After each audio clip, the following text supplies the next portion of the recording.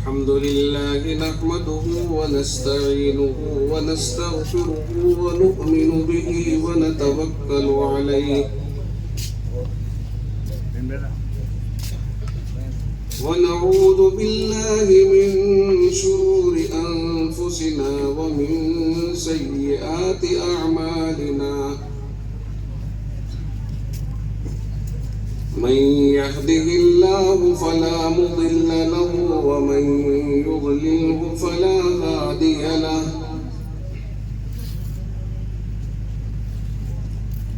ونشهد أن لا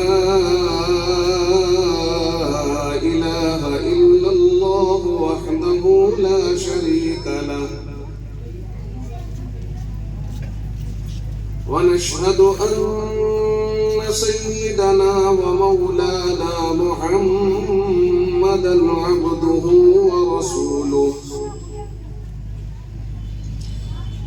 وصلى الله تعالى على خير خلقه محمد وآله وأصحابه وسلم تسليما كثيرا كثيرا. أما بعد، أعوذ بالله من الشيطان الرجيم. بسم الله الرحمن الرحيم.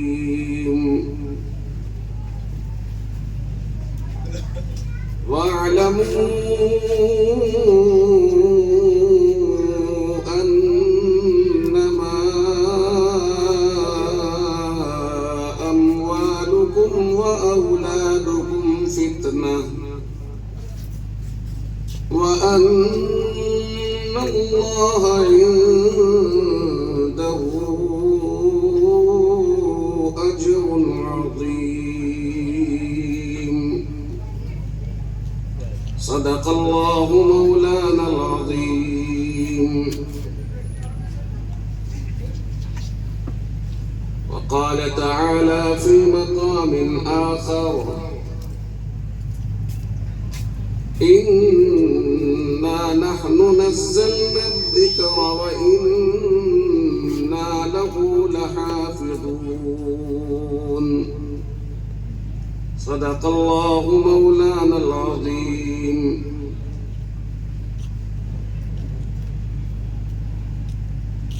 عزیزان ملت، نوجوان ساتھیوں، پیارے دوستوں اور دینی بھائیوں،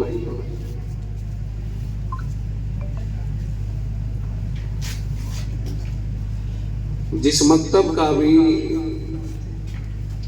ہمارے سامنے ذکر آیا، بھئی زیادہ کشے چھاڑ کرو، اسے کم ہی رکھو.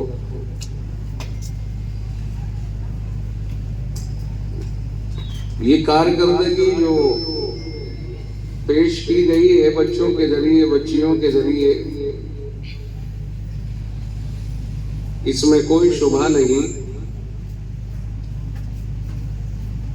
کہ بچوں کے اوپر خوب دل و جان سے محنت کی گئی ہے، اور اسی محنت کا نتیجہ ہمارے سامنے جو انہوں نے اتنا اچھا اور اتنا شاندار پروگرام پیش کیا ہے. ہمارے احباب تشریف فرما ہیں، جوان حضرات ہیں، بڑی عمر کے بھی ہیں. اگر ان سے کہا جائے کہ بھئی کھڑے ہو کر کے تم 1 منٹ اعلان کر دو صرف، تو پیر لڑکھڑانے لگتے ہیں، ڈرنے لگتا ہے آدمی، پسینہ آنا شروع ہو جاتا ہے، ایسا لگتا ہے کہ جسم میں سے گرمی نکل رہی ہے خوف کے مارے. جو کام ان چھوٹے چھوٹے بچوں نے کر کے دکھایا ہے، وہ کام ہر ایک کے بس کا نہیں ہے. اور یہ حوصلہ جو انہیں مل رہا ہے، اور جس حوصلے کی انہوں نے ابھی ہمارے سامنے پیش قدمی فرمائی ہے، اگر صرف اتنا دیکھا جائے کہ وہ اسٹیج پر بچے حاضر ہوئے اور انہوں نے بے خوف و خطر اپنا پروگرام پیش کیا، تو یہی ایک کام ایسا ہے کہ جس کے اوپر اس ادارے کو جتنی داد دی جائے کم ہے۔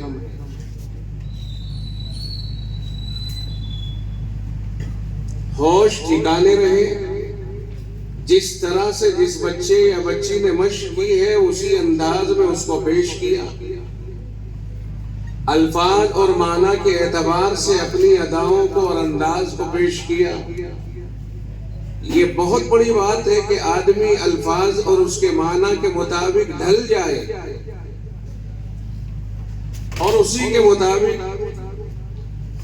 اپنی نقل و حرکات سے ادائیگی دکھائے۔ بچے جو ہوتے ہیں اصل میں وہ ایسے ہیں جیسے کیسٹ کوئی تیار کر دی جائے، چپ تیار کر دی جائے، ریکارڈنگ بھر دی جائے۔ اصل اس کے پیچھے جو ریکارڈنگ بھرنے والا ہوتا ہے، جو ماسٹر ہوتا ہے، استاد ہوتا ہے، پلانر ہوتا ہے، اس کا کمال ہے۔ اس نے ان بے زبانوں کو زبان دی، بے حوصلہ کو حوصلہ دیا، اور ان بچوں سے جوانوں جیسا کام لیا اور باحوصلہ اور بلند قامت لوگوں جیسا کام لیا۔ یہ اس کے استاذ کا کمال ہے۔ بچہ اگرچہ اداکار ہے لیکن اداکاری سکھانے والا کوئی استاد ہے جس نے انہیں اداکار بنایا ہے۔ اس لیے جن اساتذہ کرام نے ان کے ساتھ یہ محنت کی ہے کہ انہیں اتنے بڑے اسٹیج کے اوپر پیش کیا اور شہر بھر کے یہ مقتدر علماء اور عوام اور سبھی طرح کے لوگ اس محفل کے اندر تشریف فرما ہیں، ان کے سامنے جو اپنا پروگرام پیش کیا ہے، اس سلسلے میں طلباء اور طالبات کے ساتھ ساتھ جو ان کے اساتذہ ہیں، ان کے ذمہ داران ہیں اور اس مکتب اور مدرسے کے ذمہ دار ہیں، یقیناً یہ قابل ستائش ہے اور قابل تعریف ہے۔ بلکہ میں یہ کہوں گا کہ آپ میں جو صاحب فراست حضرات ہیں انہیں ہوش مندی کے ساتھ میں غور و فکر کرنا چاہیے اور جلسے کے اختتام پر ان کے اساتذہ کے لیے خاص طور سے انعام کا اعلان کرنا چاہیے، اس لیے کہ بچوں نے پروگرام پیش کیا ہے اور بہت سے لوگوں نے آپ میں سے خوش ہو کر کے بچوں کو انعام دیا ہے۔ کیا یہ بچوں کا کمال ہے؟ کیا بچوں نے یہ تیاری خود کی ہے؟ کیا یہ بچے اپنے آپ اسے تیار کر کے پیش کر سکتے تھے؟ نہیں، یقیناً ان کے استادوں نے انہیں تیار کر کے پیش کیا ہے۔ تو کیا بچوں کے ساتھ ان کے اساتذہ انعام کے حقدار نہیں ہیں؟ میں سمجھتا ہوں کہ ان کے استادوں کی حوصلہ افزائی ہونی چاہیے۔ مجھے معلوم نہیں ہے کہ کون کمیٹی کا ذمہ دار ہوگا اور کمیٹی ہے کہ نہیں ہے، لیکن بہرحال یہ محفل بہت بڑی ہے اور محفل کے اندر یہ افراد بڑے درجے کے افراد ہیں اور بڑے درجے کے لوگ ہیں۔ ان حضرات کو خود چاہیے کہ یہ خود بھی حوصلہ افزائی کریں تاکہ یہ اساتذہ آئندہ پروگرام کو پیش کرنے میں اور جذبے سے کام لیں اور اچھے جذبات کا مظاہرہ کریں۔ اگر یہ میری بات سمجھ میں آ رہی ہے تو اس پر عمل ہونا چاہیے اور دوسری جگہوں پر بھی ہونا چاہیے۔ اساتذہ کرام ساری محنتیں کر کے اور انعام کے حقدار نہیں سمجھے جاتے ہیں۔ میں اس سلسلے میں خود اپنے آپ کو، اپنے احباب کو انصاف سے کام لیتا ہوا نہیں محسوس کرتا ہوں۔ انصاف کا تقاضا یہ ہے کہ استاذ کی حوصلہ افزائی ہونی چاہیے اور باقاعدہ طریقے پر جس طرح یہ اسٹیج سجایا گیا ہے طلباء کے پروگرام کے لیے، اسی طرح سے استاد کی حوصلہ افزائی کے لیے بھی محفل منعقد ہونی چاہیے۔ اور باقاعدہ اس کے اندر یہ طے کیا جائے اور کہا جائے کہ یہ وہ حضرات ہیں کہ جنہوں نے ہمارے بچوں کو جو بے زبان تھے زبان سے نوازا اور اس لائق بنا دیا کہ وہ آگے چل کر اگر محنت کرتے رہے تو بڑے بڑے مجمع اور بڑی بڑی کانفرنسوں کے اندر اپنے معافی ضمیر کو بحسن و خوبی انجام دیں گے، بحسن و خوبی ادا کریں گے اور جو کہنا چاہیں گے وہ کہہ دیں گے۔ یہ بات تو یہاں تک ہوئی، آگے آپ حضرات کو ایک طرف اور توجہ دلاؤں کہ ہمارے درمیان ایسا عامتاً ہوتا ہے کہ ہمیں اپنے اوپر اللہ کی نعمتوں کی قدر نہیں ہوتی ہے۔ عموماً جو اللہ کی نعمتیں ہمارے اوپر قربان ہیں ان نعمتوں کی قدر نہیں ہوتی اور ان نعمتوں کا جو مصرف ہے ہم ایسا اختیار کر لیتے ہیں کہ جس سے خدا بھی ناراض ہو اور دنیا میں بھی آفتیں نظر آئیں۔ میں اگر اس کی بہت سے علاقوں کے اندر میں نے وہاں کے حالات، ادھر ادھر کے حالات، اپنے علاقے کے حالات جو دیکھے ہیں، اگر اس کی روشنی میں یاد کروں کہ ہمیں جو اللہ رب العزت نے دولت عطا فرمائی ہے وہ اللہ کا انعام ہے، اگر وہ دینا جانتا ہے تو لینا بھی جانتا ہے۔ قرآن کریم کہتا ہے ان الانسان لربہ لکنود، انسان اپنے رب کا بہت بڑا ناشکرا ہے، بڑا ناشکرا ہے۔ اللہ تعالیٰ انعام دیتا ہے، روزی دیتا ہے، مکان رہنے کے لیے دیتا ہے، بینک بیلنس ہے اور انسانی اور جسمانی نعمتیں ہیں، لیکن اللہ کا شکر ادا کرنے کے لیے تیار نہیں ہوتا ہے۔ کبھی زبان کے اوپر اگر اللہ کا شکر آ گیا تو الگ بات ہے، ورنہ منظم طریقے پر اللہ کا شکر ادا کرنے کو تیار نہیں، اور صرف زبان سے اللہ کا شکر ادا کرنے کے الفاظ استعمال کرنا یہ صحیح معنی میں شکر ادا کرنا نہیں کہلاتا ہے۔ اللہ کی نعمتوں پر اللہ کا شکر یہ ہے کہ اس کی نعمتوں کو جہاں استعمال ہونا چاہیے وہاں استعمال کرنا اللہ کی نعمتوں پر شکر ہے۔ بات نہیں سمجھے ہیں، یہ بڑے نقطے کی بات بتا رہا ہوں میں آپ کو۔ اللہ نے ارشاد فرمایا، قرآن کریم کے اندر آیت کریمہ موجود ہے، فرمایا لَإِن شَكَرْتُمْ لَأَزِيدَنَّكُمْ، اگر تم شکر گزاری کا مظاہرہ کرو گے، اگر تم شکر ادا کرتے رہو گے، لَأَزِيدَنَّكُمْ، تو پھر یقین جانو میں تمہیں اور بڑھا کر کے دوں گا، یعنی جس چیز پر تم شکر گزاری کرو گے میں اس میں اضافہ کر دوں گا۔ اللہ تعالیٰ خود فرما رہا ہے وَلَئِن كَفَرْتُمْ إِنَّ عَذَابِي لَشَدِيدٌ، اور اگر تم نے ناشکری کی تو پھر یہ سمجھ لو اچھی طرح کہ میرا عذاب اور میری پکڑ بہت سخت ہے۔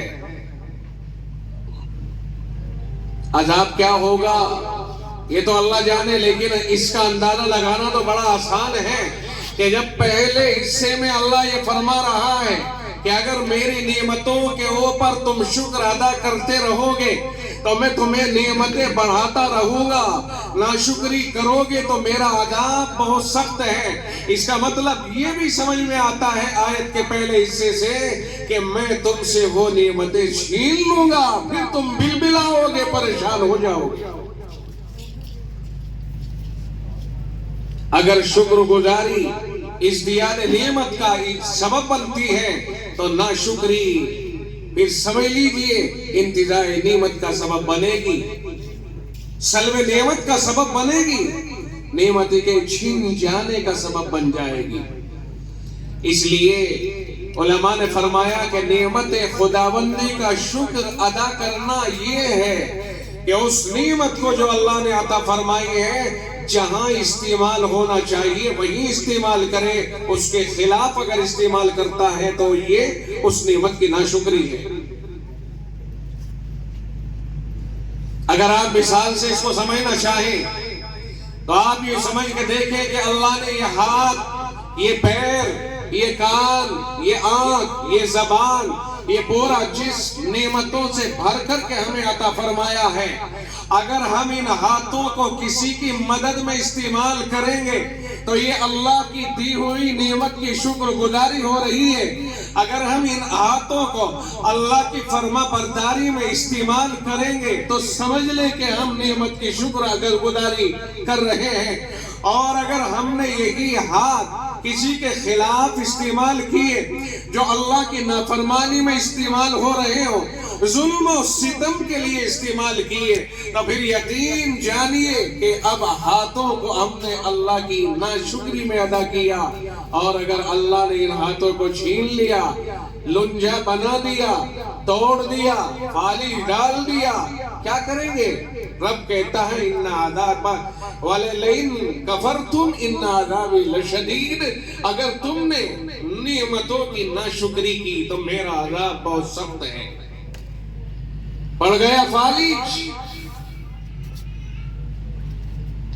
میرے بھائی، ہمیں ہر اعتبار سے اللہ کی نعمتوں کی قدر کرنی ضروری ہے۔ پہلی جسم کے اوپر جو اللہ نے نعمتیں قربان فرمائی ہیں، اور پھر یہ جو اسباب اور یہ دولت اور یہ مال اور یہ مکانات، یہ بنگلے، یہ کوٹھیاں، یہ واہن، یہ چلنے کے لیے سواریاں، یہ ساری چیزیں جو اللہ نے عطا فرمائی ہیں، ان کی شکر ادا کرنے کی ضرورت ہے۔ آج اس دور میں انسان دولت کے پیچھے دوڑ لگا رہا ہے، ہر آدمی دوڑتا ہوا نظر آ رہا ہے۔ کوئی آدمی ایسا نہیں ہے جو مال کے لالچ میں، مال کے پیچھے اپنی توانائی کو صرف نہ کر رہا ہو۔ ہر آدمی تقریباً، آپ اندازہ نہیں لگا سکتے ہیں کہ کم و بیش حرص سب میں ہوتی ہے، چاہے کوئی بھی ہو، حرص سبھی میں ہوتی ہے۔ اس حرص میں آدمی بعض دفعہ اتنے آگے بڑھ جاتا ہے کہ حرام اور حلال کی تمیز نہیں رہتی ہے۔ بس پیسہ آ جانا چاہیے، اور پیسہ آیا، اپنے قبضے میں ہو گیا، بس اب یہ میرا ہے۔ یہ نہیں سمجھتا کہ دینے والی ذات نے پیسہ اگر دیا ہے، مال اگر دیا ہے، اس کے لیے حقوق بھی رکھے ہیں کہ یہ مال تمہارے پاس جا رہا ہے، اس کے حق ہیں، ان کے حقوق کی ادائیگی کی ضرورت ہے۔ مال، اولاد چاہتا ہے آدمی، شادی ہو گئی، صاحب اولاد ہو، لڑکے مانگتا ہے، لڑکیوں سے گریز کرتا ہے۔ لڑکیوں کا اور لڑکوں کا خزانہ تو اللہ ہی کے پاس ہے نا، لیکن خوش ہوتا ہے لڑکوں سے اور ناراض ہوتا ہے لڑکیوں سے۔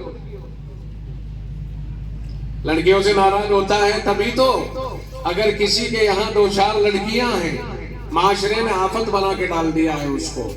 شادیوں میں بڑی پریشانیاں ہو رہی ہیں، شادیاں کریں تو کیسے کریں؟ آدمی سوچتا ہے جی اللہ کو دوشی ٹھہراتا ہے کہ اللہ میاں جب تو نے لڑکی دی ہے تو مال بھی تو دے دیتا۔ حالانکہ جو مال و دولت کا لڑکیوں کی شادیوں پہ خرچ ہوتا ہے وہ ہماری اپنی بنائی ہوئی رسمیں ہیں، خدا کی طرف سے نہیں ہے۔ اب بات ذرا توجہ کے ساتھ سننا، بات آ رہی ہے میرے خیال سے کہیں کسی موڑ پر جا رہی ہے یہ، اور جب جا رہی ہے تو چلنے دو، ذرا آگے کو چلنے دو۔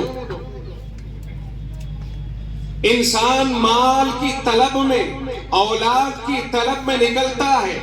ایک مال کی طلب کوئی بری چیز نہیں ہے، یا اولاد کی طلب بری چیز نہیں ہے، دونوں اچھی ہیں، لیکن اگر ان کے حقوق ادا نہیں کیے جاتے ہیں تو نتیجہ بہت غلط نکلتا ہے۔ قرآن کریم کہتا ہے وَاعْلَمُوا أَنَّمَا أَمْوَالُكُمْ وَأَوْلَادُكُمْ فِتْنَةٌ، یہ سمجھ لو اچھی طرح سے کہ تمہارے مال اور تمہاری اولاد یہ فتنہ ہے، ذریعہ آزمائش ہے۔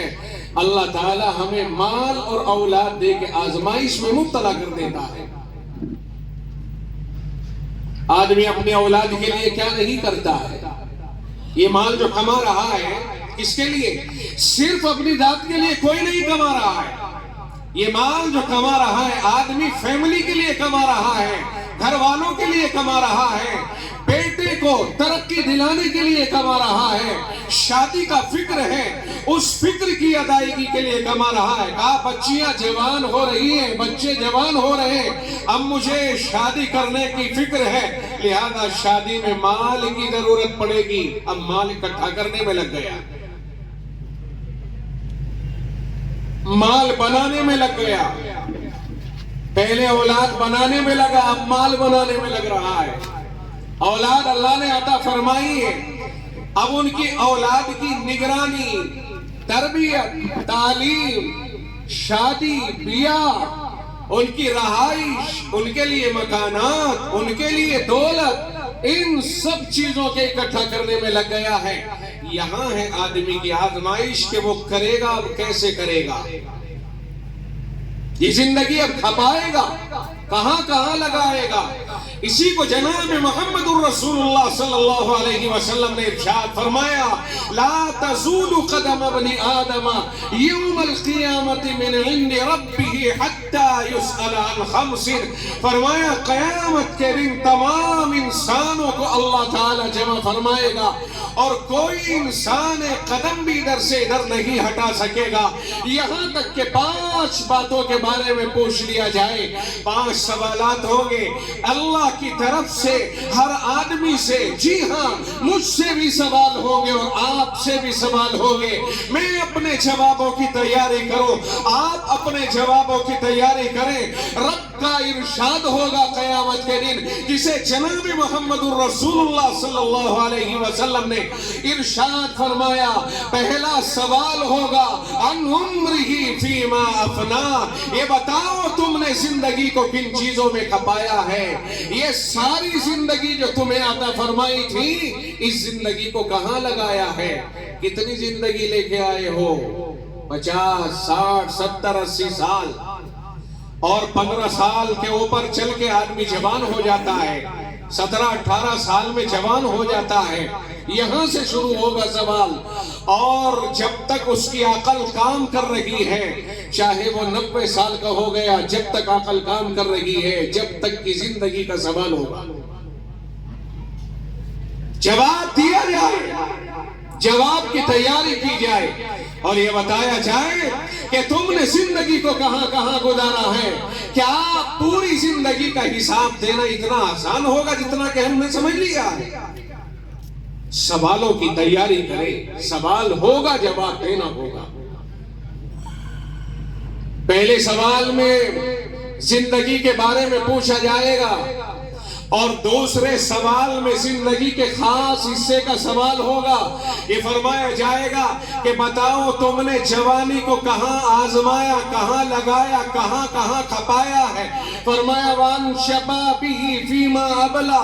فرمایا جوانی کے بارے میں پوچھا جائے گا کہ ان چیزوں میں جوانی کو آزمایا ہے. اور جوانوں، یہ جوانی بڑی آسانی سے نہیں کٹتی ہے. جوانی کو تو بڑی کٹھنائیوں میں لگا لگا کر کے آدمی کاٹتا ہے. جوانوں کے اوپر بڑی ذمہ داریاں آتی ہیں. لیکن جوان اگر آزاد اور آوارہ ہو جائے پھر دنیا میں تباہی عام ہو جاتی ہے. کہ آج کے دور میں اندازہ نہیں لگا پا رہے ہیں کہ جوانوں میں اگر بے راہ روی آتی جا رہی ہے تو ان جوانوں کا حشر دیکھیے کہاں جا رہا ہے. ایک جوان ہم نے بھیجا کہ ہمارا بچہ جوان ہو گیا ہے، پڑھتے پڑھتے اب یہ انٹر ہائی اسکول کر گیا. ہم نے اسے ڈاکٹری میں نیٹ کا امتحان دلوایا اور ڈاکٹری میں داخلہ کرا دیا، یا انجینئرنگ میں، یا اسے وکالت میں داخل کر دیا ہے، یا اسے کسی اور شعبے میں داخل کر دیا. وہ ہمارے ذہن کے اعتبار سے ڈاکٹر بن رہا یا انجینئر، یا وہ ہمارے اعتبار سے وکالت کا کورس کر رہا ہے. ہم نے اسے یونیورسٹی میں داخل کرا دیا ہے، لیکن وہاں وہ کیا کر رہا ہے کیا نہیں نہ جانے. امت کے کتنے نوجوان، کتنے ہونہار، کتنے نونہال، کتنے بچے ہیں جو غلط راہوں کے اوپر چل کر کے اپنی جوانی کو کہاں کہاں آزما رہے ہیں. تعلق غلط ہو گئے. ہم نے اپنی بچی کو اچھے کورس میں داخل کر دیا ہے، ہم نے بیٹے کو بھی اچھے کورس میں داخل کر دیا، اور دونوں کا خرچ برداشت باپ کر رہا ہے. وہ چاہے ریڑا چلا رہا رہا ہے، چاہے مزدوری کر رہا ہے، چاہے دکان چلا رہا ہے، چاہے کسان ہے، تاجر ہے، مزدور ہے، کوئی بھی ہے، وہ اپنے بیٹے کو کھل کر کے پڑھا رہا ہے، وہ اس کا خرچ برداشت کر رہا ہے۔ مگر امت میں بہت سے بیٹے اور بہت سی بیٹیاں ہیں جو بے راہ روی کا شکار ہوتی جا رہی ہیں، اور دونوں نے اپنی اپنی راہیں اپنے اعتبار سے چن لی ہیں۔ پتہ یہ چلا کہ جوان بیٹا ہو گیا، گھر میں چرچا چلا، رشتہ تیار کیا جائے، اور اس کے لیے کسی بیٹی کو تلاش کیا جائے، یا بیٹی جوان ہو رہی ہے اور تیاری چل رہی ہے کہ اب رشتہ تلاش کیا جائے، لیکن بیٹے نے اپنی فرینڈ کو یا بیٹی نے اپنے فرینڈ کو تلاش کر کے رکھ رکھا ہے۔ نہ اسے یہ پتا کہ وہ بھنگی ہے، نہ اسے یہ پتا کہ وہ کس قوم کا ہے۔ کتنے امت کے جوان اور جوان بیٹیاں ہیں جو لاکھوں کی تعداد میں ادھر سے ادھر منتقل ہوتے چلے جا رہے ہیں۔ اس لیے میرے بھائیوں، چونکہ جوانی بڑی عجیب چیز ہوتی ہے، جناب محمد الرسول اللہ صلی اللہ علیہ وسلم نے فرمایا کہ جوانوں سے ان کی جوانی کے زمانے کے بارے میں خاص طور سے پوچھا جائے گا کہ تم نے اپنی جوانی کو کن کن چیزوں میں آزمایا ہے۔ یہ سمجھتا ہے کہ ہم سے کوئی پوچھے گا نہیں، مجبور کر دیں گے۔ کہتا ہے کہ شادی اگر ہوگی تو وہی ہوگی، نہیں تو میں جان اب دے کر کے اور کسی ٹرین کے نیچے کٹ کے اپنی آپ کو ہلاک کر لوں گا۔ لڑکی کہتی ہے نہیں، شادی ہوگی تو وہی ہوگی، نہیں تو میں اپنے آپ کو ہلاک کر دوں یا اس کے ساتھ نکل کر کے چلی جاؤں۔ معاذ اللہ ثم معاذ اللہ، جن ماں باپ نے انہیں جنم دیا ہے ظالموں، ان ماں باپ کے ساتھ میں تم کیا کر رہے ہو؟ ان ماں باپ کا دل دکھانا نہیں، بلکہ ان کے دل کے ٹکڑے کر رہے ہو، دل کو چیر رہے ہو۔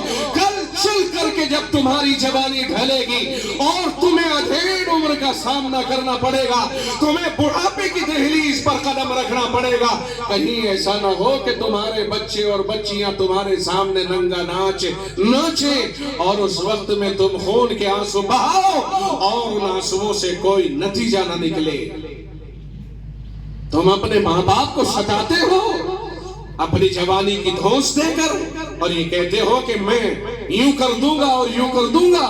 ماں باپ کو دھماؤں میں لینے کی ضرورت نہیں ہے۔ ہم تو یہ کہتے ہیں میرے عزیزوں کہ جو بچہ اور بچی اس انداز پر آ رہی ہے، جو اس انداز پر آ رہی ہے کہ وہ اپنے ماں باپ کے سامنے، ماں باپ کے مقابلے پر آ رہے ہیں، بعض دفعہ ایسا ہوتا ہے کہ ماں باپ کو مجبور کیا جا رہا ہے، ماں باپ کے سامنے ان کے دل کے ٹکڑے اور ارمانوں کے اوپر پانی پھیرا جا رہا ہے۔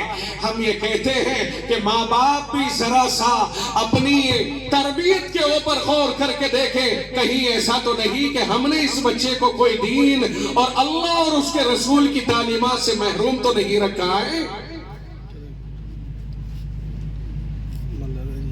وہ ماں باپ جن کی اولاد اس انداز کے فیصلے لیتی ہے کہ وہ فرینڈ اختیار کر کے ماں باپ کے سامنے کھڑے ہو جاتے ہیں، یا دو ایک دوسرے کے ساتھ نکل جاتے ہیں جہاں مذہب کی بھی کوئی قید نہیں رہی، اور سیدھے جج کے پاس جا کر کے کورٹ میرج کراتے ہیں، ماں باپ عدالت میں پہنچتے ہیں، موٹے موٹے آنسوؤں سے روتے ہیں، لیکن بیٹی کہتی ہے کھڑے ہو کر کے جج صاحب میں جوان ہوں اور مجھے اپنا فیصلہ لینے کا ادھیکار ہے، میرے ملک کے سنویدھان نے مجھے جوان ہونے کی بنیاد پر میرے فیصلے کا ادھیکار دیا ہے، لہذا میں اس کو نہیں جانتی بلکہ میں اس اپنے دوست اور فرینڈ کو جانتی ہوں اور میں اسی کے ساتھ رہنا چاہتی ہوں۔ ادھر جج کہتا ہے تمہارے اوپر کوئی دباؤ نہیں ہے، تم آزاد ہو، اگر تم اس کے ساتھ رہنا چاہو رہ سکتی ہو، وہاں مذہب کی کوئی قید نہیں ہے۔ میں دعوت دوں گا ایک جج کو جس نے کھڑے ہوئے وکیل کو پھٹکار لگائی تھی، اور جب اس نے دھرم پریورتن کی بات کی تھی کہ ایک مسلم لڑکی کو لے کر کے آئے اور اس کا دھرم بدلوا کر کے غیر مسلمہ بنا کر کے پیش کیا، اور کہا جج صاحب اس نے دھرم پریورتن کر کے دھرم بدل کے اپنے آپ کو ہندو بنا لیا ہے۔ جج صاحب نے پوچھا ہندو اسے کس نے بنایا ہے؟ کون سے ایکٹ اور قانون کے تحت تم نے اس کا دھرم بدلوایا ہے؟ پھٹکار لگائی، آج شرم نہیں آتی ہے؟ دوسرے کے مذہب سے کھلواڑ کر رہے ہو، کاش کے عدالتوں میں ایسے جج ہو تو پھر امید ہے کہ حرام کاریاں بند ہو سکتی ہیں جن حرام کاریوں کا دروازہ کھلا ہے۔ انہیں معلوم ہے کہ لبرل جج جو لبرل قسم کے ہوتے ہیں، آزاد خیال ہوتے ہیں، وہ ہمیں پرمیشن دے دیں گے۔ اس لیے اپنے ماں باپ کا، اپنے گھر والوں کا، اپنے گھرانے کا، اپنے خاندان، اپنی برادری اور اپنے دھرم، تمام چیزوں کا جنازہ نکال کر کے اور وہاں جا کر کے یہ پتہ نہیں کہ وہ نالی کے کیڑے صاف کرنے والا اور وہ گندگی اور بیت الخلاء صاف کرنے والا بس پسند آ گیا اور چل دیے۔ کہا جوانی تو دیوانی ہوتی ہے، نہیں، دیوانی جب ہوتی ہے جب ہمارے پاس کوئی تعلیم نہ ہو۔ جوانی دیوانی نہیں ہے، دیوانی ان کی جوانی ہو سکتی ہے جنہیں عقل نہ ہو، جن کے پاس کوئی دھارمک تعلیم نہ ہو۔ الحمدللہ ہماری جوانی دیوانی نہیں، ہماری جوانی اندھی نہیں، ہماری جوانی تو بہت ہوش مند ہے، کیونکہ جناب محمد الرسول اللہ صلی اللہ علیہ وسلم نے فرمایا جوانوں وَعَنْ شَبَابِهِ فِي مَا أَبْلَى، تمہاری جوانی کے بارے میں اللہ معلوم کرے گا کہ تم نے جوانی کو کہاں آزمایا ہے۔ اب بتائیے کہ جوانی اس حدیث کے ہوتے ہوئے دیوانی رہ گئی؟ ایک مسلمان کی جوانی ہم سمجھتے ہیں کہ دیوانی نہیں ہو سکتی ہے، لیکن میرے بھائی دھرم کی تعلیم دی تو گئی ہو اس کو۔ ہمیں افسوس کے ساتھ کہنا پڑتا ہے اور میں بڑی ذمہ داری کے ساتھ یہ بات، اس سیکر شہر میں جو تعلیم کے اعتبار سے شکشا کا ہندوستان میں چنیدہ مرکز مانا جاتا ہے، اور راجستھان کا تو میں سمجھتا ہوں فرسٹ درجے کا شہر مانا جاتا ہے شکشا کے ماحول میں، اس شہر میں یہ بات میں بڑی ذمہ داری کے ساتھ کہتا ہوں کہ اگر ہم کبھی کبھی پڑھے ہوئے گھرانے کا ذکر کرتے ہیں اور پڑھی ہوئی فیملیوں کا، تعلیم یافتہ فیملیوں کا ذکر کرتے ہیں تو وہاں قرآن کے پڑھنے والوں کا شمار نہیں کرتے، علماء کا شمار نہیں کرتے، بلکہ یہ کہتے ہیں کہ صاحب فلاں فیملی تو بہت اعلیٰ درجے کی ہے، وہاں اس کے بیٹے تو بہت کامیاب ہیں، ایک بیٹا وکیل بھی ہے، ڈاکٹر بھی ہے اور پولیس مین بھی ہے، یا دروغہ بھی ہے، یا S P D S P بھی ہے۔ یہ عہدے اور یہ تو گنوائیں گے، لیکن یہ کوئی نہیں بتاتا ہے کہ اس میں کوئی اللہ کا نام لیوا، قرآن پڑھنے والا، نمازی اور دین کو جاننے والا بھی ہے کہ نہیں ہے۔ پھر سن لیں، آپ پڑھے لکھے حضرات ہیں، سن لیجئے خوب اچھی طرح سے، اگر کسی فیملی کے تعلیم یافتہ ہونے کی بات کی جا رہی ہو اور اس میں قرآن اور علم کی بات نہیں ہو رہی ہے جو قرآن کریم سے تعلق رکھتا ہے، تو اس فیملی کی تعریف کرنا یہ علم دین کی توہین کے مترادف ہوگا۔ آپ کو یہ میری بات کڑوی نہ لگے، میں آپ سے پوچھنا چاہوں گا، ایک سوال ہے آپ سے، آپ بتائیے ایمانداری سے قرآن کریم اعلیٰ ہے یا قرآن کے علاوہ کوئی اور کتاب اعلیٰ ہے؟ آپ پڑھے لکھے، میں نے ایک سوال کیا ہے، اس کا جواب ہاں نہ میں چاہیے۔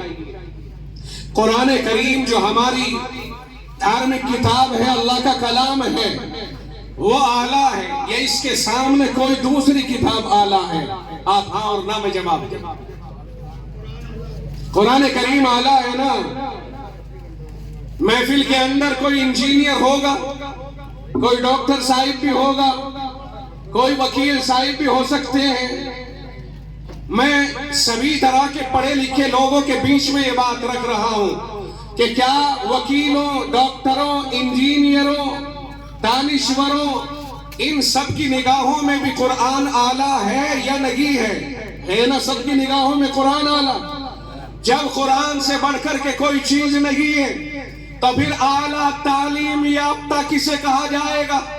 اعلیٰ تعلیم یافتہ اسے کہا جائے گا جو اعلیٰ کتاب کی تعلیم حاصل کیے ہوئے ہو، اور جو اس سے کم درجے کی کتابوں کو پڑھا ہوا ہے اسے اعلیٰ تعلیم یافتہ کہنا میں سمجھتا ہوں کہ دانش مندی کے خلاف ہے۔ آپ کے بیچ میں نے سوال رکھا، اگر کوئی سوال کو توڑ سکے اور میرا سوال مجھ پہ واپس کر کے مجھے اس کا جواب دے سکے، آپ کو اختیار ہے، کوئی بھی محفل میں کھڑا ہو سکتا ہے اور مائک کے اوپر آ کر کے میری بات کو رد کر سکتا ہے، آپ کو اختیار۔ آپ سے ایک سوال کیا ہے، قرآن اعلیٰ ہے یا قرآن کے علاوہ دوسری کتابیں اعلیٰ؟ آپ نے کہا قرآن اعلیٰ ہے۔ میں آپ سے دوسرا سوال کرتا ہوں، قرآن کریم کو اگر ہم نیچے رکھیں اور اس سے اوپر دوسری کتابوں کو رکھیں، آپ اس کو درست سمجھیں گے؟ نہیں سمجھیں گے۔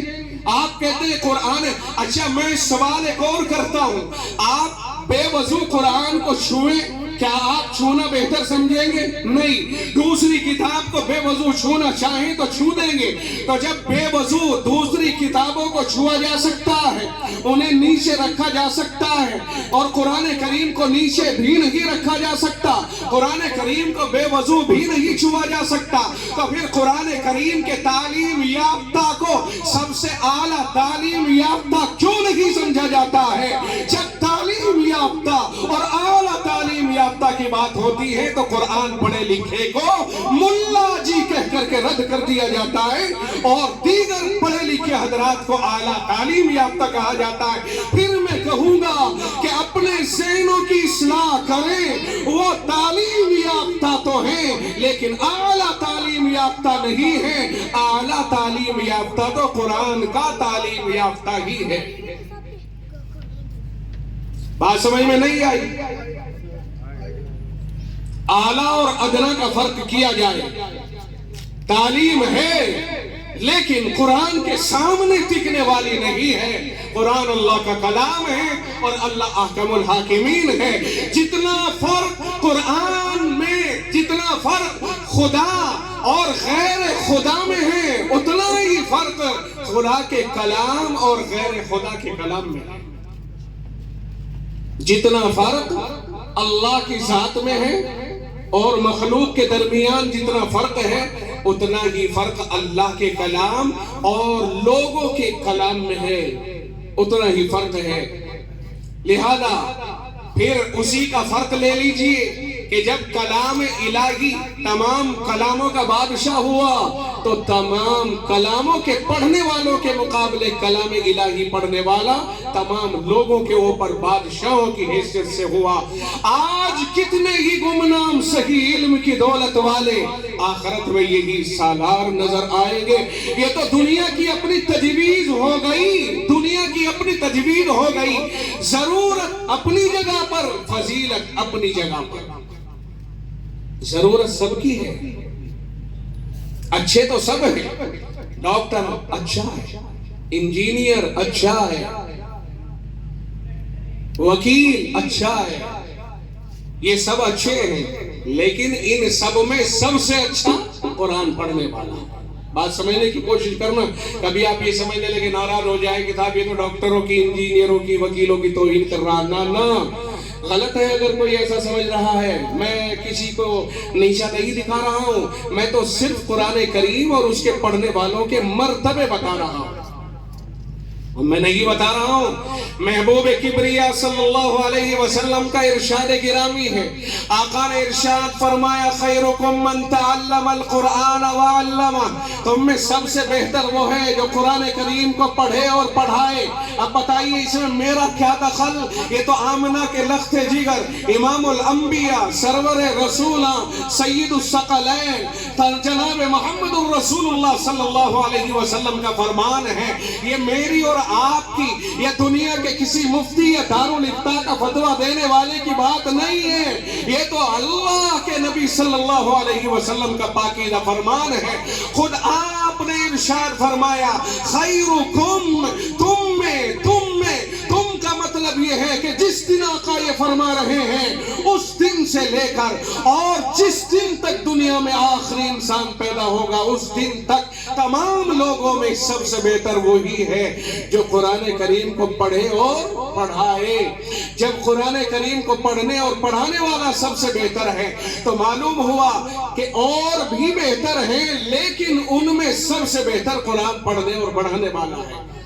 سب سے بہتر کا مطلب یہ ہوتا ہے کہ جتنے ہیں یہ بھی بہتر ہیں، لیکن ان میں سب سے بہتر قرآن کریم کو پڑھنے اور پڑھانے والا ہے۔ جیسے کپڑے کی کوالٹی ہے، مثال کے طور پر یہ بھی بہتر، یہ بھی بہتر، یہ میں پہننا یہ بھی بہتر، آپ نے پہنا یہ بھی بہتر، لیکن یقیناً ان میں کوئی نہ کوئی سب سے مہنگا اور سب سے بہتر ہوگا۔ بات سمجھنے کی ہے۔ اگر ایمان ہے، عقیدہ درست ہے تو پھر اللہ کا شکر ادا کرے، اور اگر عقیدے کے اندر کمزوری پیدا ہو گئی پھر جانیے کہ بہت خراب حال آنے والا ہے۔ اللہ تعالی ہم سب کی حفاظت فرمائے۔ اسے خوب اچھی طرح یوں سمجھ کر کے چلے کہ انسانوں میں سب سے بہتر اللہ نے قرآن کریم پڑھنے اور پڑھانے والوں کو مان لیا اور انہی کے اوپر دار و مدار بھی رکھا۔ اللہ نے ارشاد فرمایا اِنَّا نَحْنُ نَزَّلْنَا الذِّكْرَ وَإِنَّا لَهُ لَحَافِظُونَ، فرمایا کہ ہم نے ہی قرآن کو نازل کیا ہے اور ہم ہی اس کی حفاظت کرنے والے ہیں۔ سوال یہ پیدا ہوتا ہے حفاظت کیسے کریں گے؟ جواب قرآن کے الفاظ میں موجود ہے، لَحَافِظُونَ، حافظ پیدا کر کے حفاظت کی جائے۔ اب یہ حافظہ کر کے دلوں میں قرآن کو محفوظ کر لیتے ہیں، ان کے سامنے چاہے قرآن کریم کے نسخے ہوں یا نہ ہوں بن دیکھے پڑھ دیتے ہیں۔ قرآن محفوظ ہو گیا کہ نہیں ہو گیا؟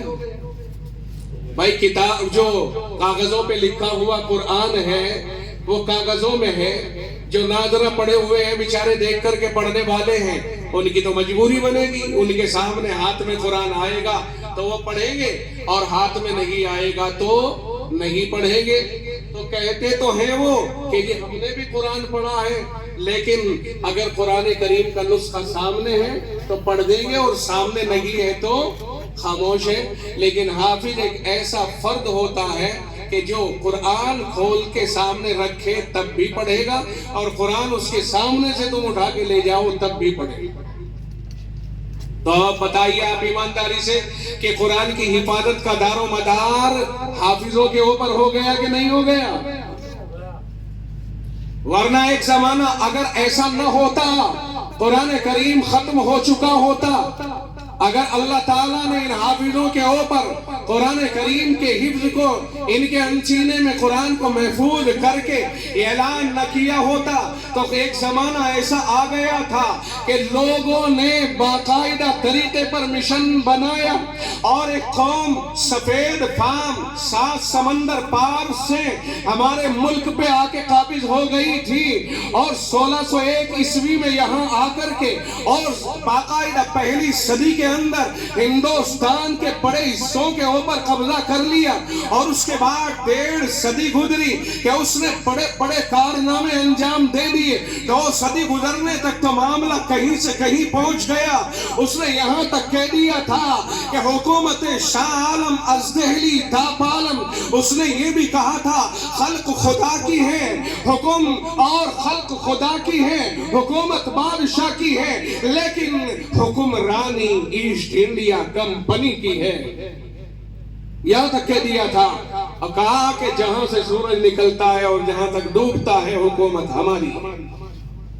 تکبر کا یہ عالم تھا، اور لمبی داستان تو میں لے کر کے نہیں بیٹھوں گا، میرا موضوع بھی یہ نہیں تھا، اچانک بات آئی اس لیے اشارہ کر رہا ہوں کہ جب انہوں نے کبر کا یہ عالم کیا اور باقاعدہ انہوں نے قرآن کریم کے نسخے اٹھا کے ختم کرنے شروع کر دیے، اور کہہ دیا کہ جو قرآن جہاں نظر آئے اٹھاؤ اور اسے ختم کر دو، جلا دو یا مٹا دو۔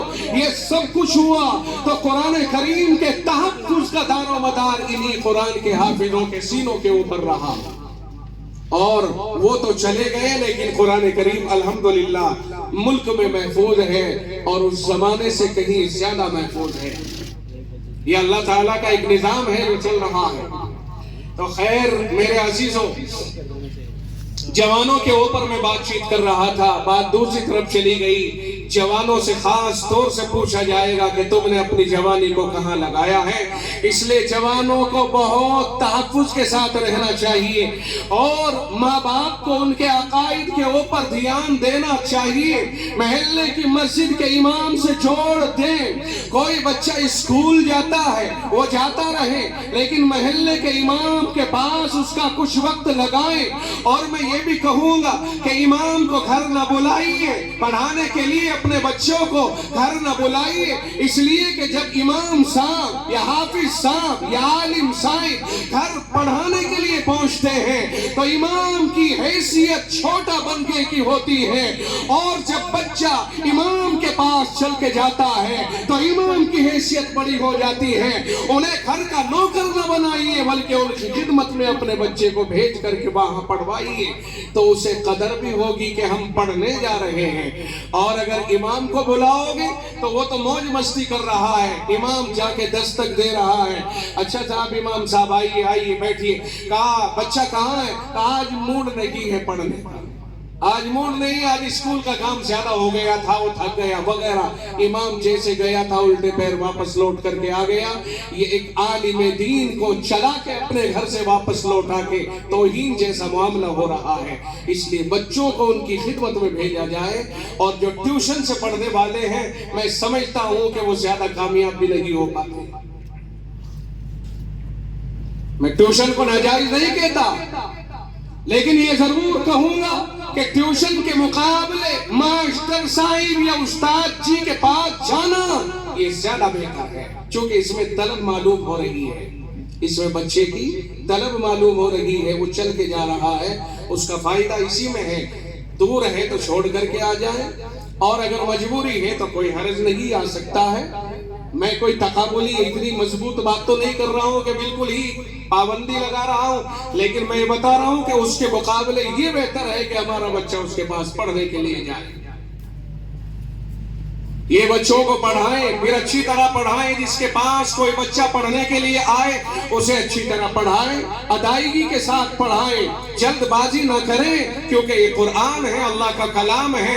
اگر غلط پڑھا دیا اور اس نے غلط پڑھ لیا اور وہ غلط ہی زندگی بھر پڑھتا رہا تو وہ استاد گناہگار ہوگا جس استاد نے اسے غلط پڑھایا۔ پڑھانے والوں کی بھی بڑی ذمہ داریاں ہیں۔ تو نوجوانوں، خاص طور سے جوانی کے بارے میں پوچھا جائے گا، اور ماں باپ کو جوانوں کے سلسلے میں یہ سوچنا چاہیے کہ جوان ہونے سے پہلے تو وہ بچہ ہوتا ہے، بچوں کو علم دین کچھ سکھائے تاکہ ان کے عقائد کہیں بھی چلے جائیں محفوظ رہیں اور غلط نہ ہو سکیں۔ بہت سارے ملک کے اندر ایسے واقعات پیش آئے جن میں لاکھوں کی تعداد میں ایک طرف اس طرح سے ہے اور دوسری طرف کوئی نقاب پوش اس کے برابر میں کھڑی کر رکھی ہے اور باقاعدہ لسٹ نکال کر کے دکھایا جا رہا ہے۔ اس کا مطلب یہ ہوا کہ ہمارے دلوں پہ نشتر لگانے کے لیے ان کی لسٹیں بھی شائع کی جا رہی ہے، کیونکہ معلوم ہے کہ کوئی پکڑ کرنے والا تو ہے نہیں۔ اس لیے ہمیں اپنے بچوں کی خود حفاظت کرنی ہوگی، اپنی بچیوں کی خود حفاظت کرنی ہوگی، اپنے آپ کی خود حفاظت کرنی ہوگی۔ کسی اور سے امید نہ رکھیں، حفاظت کی ذمہ داری خود اٹھائیں، اور اس کا طریقہ اسے اچھی تعلیم دینے کی کوشش کریں۔ اب جیسے یہ بچیاں ہیں مثال کے طور پر ماشاءاللہ، ان کو یہ نہیں کہ صاحب یہاں تک کا کوئی فراق پڑھائی نہیں پہنا دیا گیا ہو، گرل اسکول ہے صاحب، یہ اس طرح سے یہاں تک یہ سارے پیر دیکھتے جا رہے ہیں۔ نہیں، ان کے اوپر آیا حیا کا لباس، ان کے اوپر آیا پردہ، اور پردہ ہر قوم کی زینت ہوا کرتی ہے۔ آج کے دور میں حجاب اور برقع اگر کہا جاتا ہے تو لوگ سمجھتے ہیں کہ یہ ان کا لباس ہے۔ نہ، یہ حجاب نہ کہو، برقع نہ کہو، پردہ کہو، اور اگر پردہ کہو گے تو ایک خاک روب اور جھاڑو لگانے والے بھی اس کو اختیار کرتی ہے۔ آپ نے اور دیکھا ہوگا کہ جو عورتیں، جو قوم ایسی ہے کہ جو نالیاں صاف کرنا، کوڑا صاف کرنا ان کی عورتیں ہوتی ہیں، آپ نے دیکھا ہوگا عمر رسیدہ کہ وہ منہ ڈھک کر کے بڑوں کے سامنے گزرتی ہیں عام طور سے، کیونکہ پردے کا انہیں بھی لحاظ ہوتا ہے، لیکن جہاں برقع کہا اور جہاں حجاب کہا وہاں مسلمان نظر آنے لگتا ہے۔ بات سمجھ میں نہیں آ رہی میں کیا کہہ رہا ہوں؟ جب حجاب کہیں گے یا برقع کہیں گے یا اسکارف کہنے لگتے ہیں تو مسلمان نظر آنے لگتا ہے، مخالفتیں ہونے لگتی ہیں، اور جب کہیں گے پردہ سب کو پسند ہے، پردے کی کوئی مخالفت نہیں ہے کسی بھی قوم میں۔ یہ الگ بات ہے کہ کچھ افراد ہوتے ہیں جو اپنے کو آزاد رکھنا چاہتے ہیں، ان سے کوئی بحث نہیں ہوا کرتی، قوم کے اعتبار سے کون سے بحث ہوتی ہے، افراد سے بحث نہیں ہوا کرتی۔ تو اگر ہم نے اپنی بچیوں کو بچپن سے پردے کا اہتمام سکھایا تو ان کا دل اوپر کے پردے سے متاثر ہو کر کے ہمیشہ حیادار بن جائے گا، اور یہ جہاں بھی رہیں گی انشاءاللہ اپنی حیا کی بدولت اپنی عزت کی حفاظت کرنا فرض اولی سمجھے گی۔ ہمارے پاس یہ دین ہے اور یہ شریعت ہے جو اللہ کے نبی علیہ السلام کے ذریعے اللہ نے ہم تک پہنچائی ہے، اور اتنا مضبوط دین اللہ نے ہمیں دیا کہ وہ قیامت تک ٹس سے مس نہیں ہونے والا ہے، یہ قیامت تک چلنے والا ہے۔ اس لیے ہر طبقے کی رہنمائی اس دین کے اندر رکھی گئی ہے۔